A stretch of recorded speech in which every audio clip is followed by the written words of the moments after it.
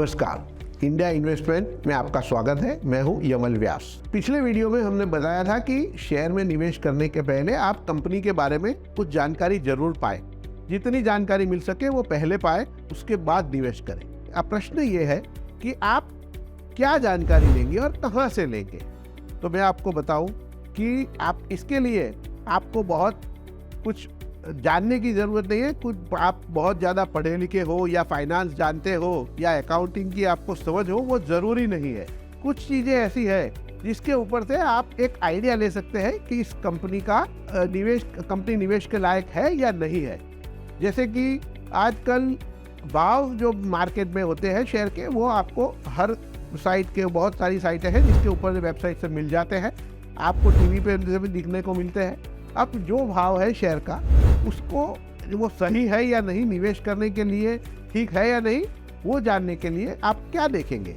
तो आपको ये जानना जरूरी है आपके लिए कि कंपनी क्या कर रही है, कैसा कर रही है।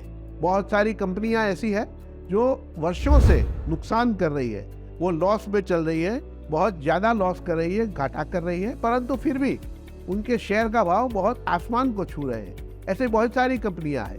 तो आपको एक मैं बात आपको बता दूं कि कुछ धंधे ऐसे हैं, न्यू टेक्नोलॉजी जिसे कहते हैं, जिसमें शुरू के वर्षों में कंपनी नुकसान करती है और उसके बाद जब कंपनी मुनाफा करने लगती है तो बहुत पैसा कमाती है।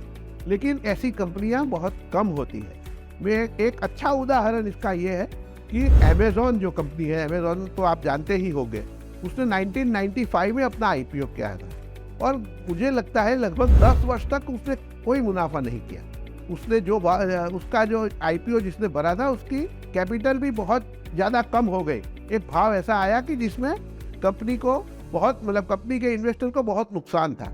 लेकिन आज अगर वो निवेशक ने ये 25-27 साल तक अगर वो शेयर होल्ड करके रखे हैं तो उसको इतना ज़्यादा मुनाफा हुआ है कि आप सोच भी नहीं सकते। आज अमेज़न वर्ल्ड की, विश्व की सबसे बड़ी कंपनियों में से एक है और उसकी मार्केट कैपिटलाइजेशन, उसकी जो मार्केट की वैल्यू है, वो इतनी ज़्यादा है कि जो पुराने निवेशक हैं जिन्होंने 1995 में इन्वेस्ट किया होगा, वो आज उनका पैसा हजारों गुना हो गया है।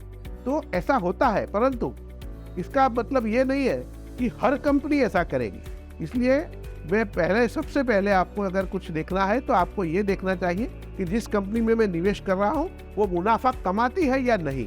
क्योंकि अगर कंपनी मुनाफा नहीं कर रही है, कंपनी प्रॉफिट नहीं कर रही है, तो आपके लिए इस शेयर में प्रॉफिट करना और अच्छा रिटर्न पाना थोड़ा मुश्किल तो ज़रूर है।